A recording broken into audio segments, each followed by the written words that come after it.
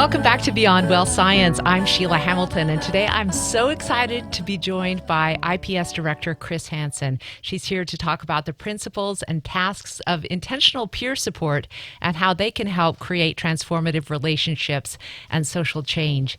So, Chris, welcome to the show, first of all. Oh, thank you very much for having me. I want you to describe a little bit about your own experience in psychiatric lockup and forced care.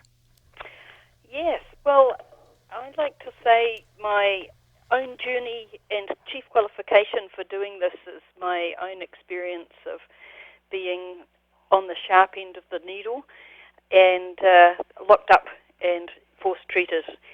And how that happened for me was that I was working actually on the other side as a clinician, and I had a large series of significant losses in my life, and I guess the wheels fell off for me at my end, and I was not able to function well, and I couldn't think clearly, and I just wanted to die, and I guess I turned to my colleagues for support, and their response was to lock me up. Oh, my goodness. What that resulted in actually was a loss of a job and security in income and housing, and one of my children ended up going and living with his father, and I lost all my friends. I had to go to church charity help for housed and go to the food shelf, and so there were a lot of losses, a whole cascade of losses. And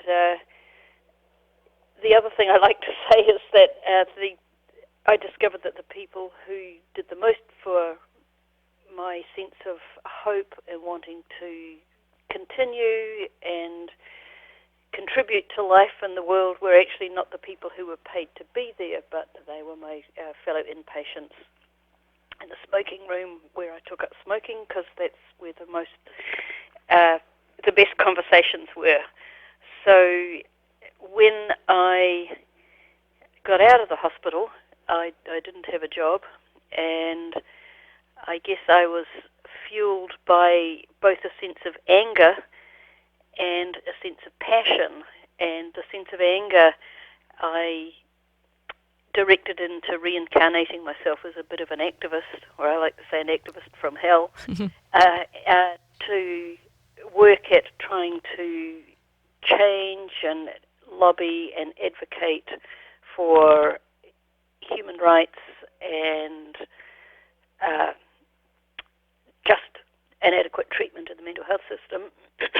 And I also decided that I didn't actually want to work on the clinical side anymore, that I found real power in what I realized was the power of people who shared experiences, the power of the wounded healer, and the healing power of people who had been wounded.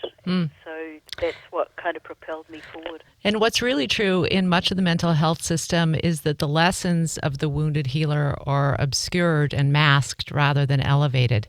Wouldn't you agree? Absolutely. And I think that a good proportion of people who come to work in mental health services, and actually probably any social services, are people who bear their own wounds, and I think it's the greatest gift often, and so frequently we hide it under a bushel, if you like, because it's actually scary to talk about it. And I think that mental health professionals, any professionals, should be encouraged to talk about that. It should be seen as a qualification.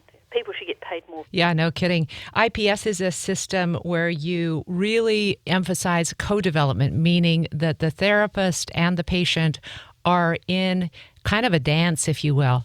Would you describe what happens when both people are participating in this kind of relationship? Yes.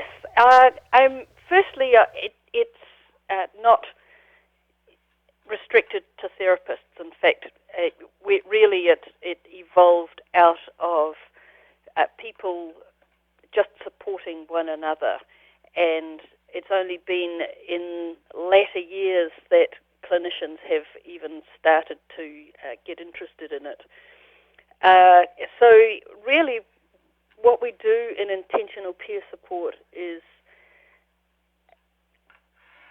work on developing relationships that are connected and there's mutuality in them, which means that I understand that I have a worldview or my way of seeing the world, and you have your own way of seeing the world that's been molded and shaped by your own life experiences. And that when we can both come into the relationship and both of our worldviews are visible and present in the relationship, that creates a kind of an alchemy that means that anything is possible.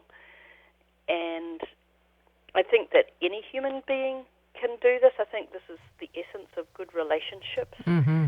And it's really, I think, what we bring in intentional peer support that is unique and different from other services, and actually different from most other peer support ways of teaching people or being with one another. Certainly in the ways that it's communicated in the mental health system anyway.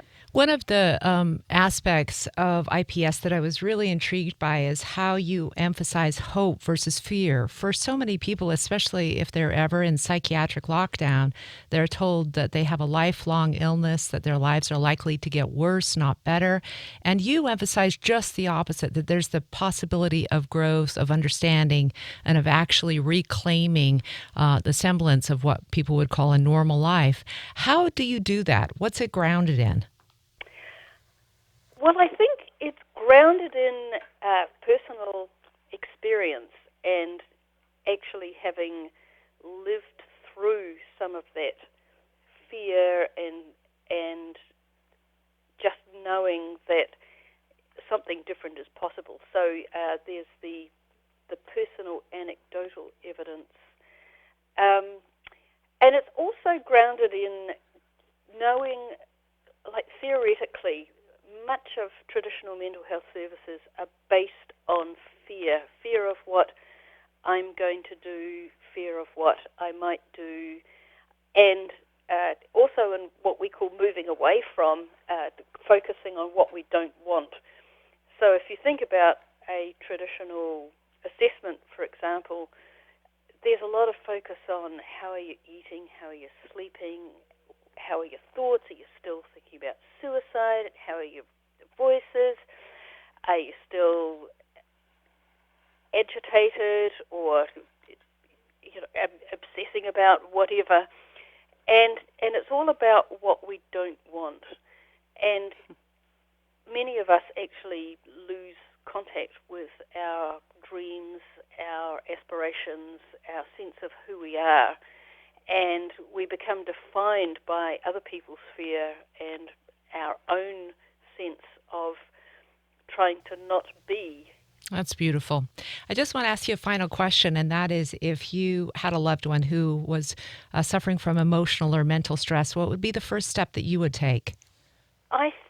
Well, my first step is to connect and really take time to be present to what is going on, to listening, and to validating where they're at, and trying to understand rather than responding from fear and trying to stop. That's so beautiful. Thank you so much, Chris, for spending some time with us. We've been speaking with IPS Director Chris Hansen about the principles and tasks of international peer support. You can find out more about this program at our sponsors page, the Foundation for Excellence in Mental Health Care. Click here now to find out more.